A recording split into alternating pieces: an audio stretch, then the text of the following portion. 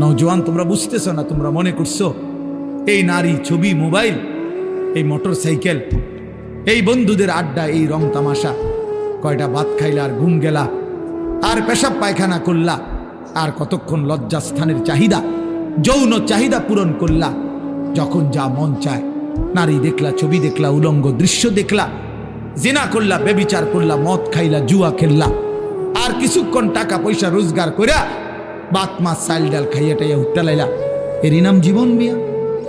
এরপরে আর কিছু নাই ভাই। তাইলে তো সেই জন্য প্রস্তুতি কোথায়? আমি প্রায় বলি যে এটাও যেমন 4 কালারের পৃষ্ঠা, এটা কি সুন্দর সাজাইছে ডিজাইন করে, কিন্তু এই পৃষ্ঠা তো একদম খালি।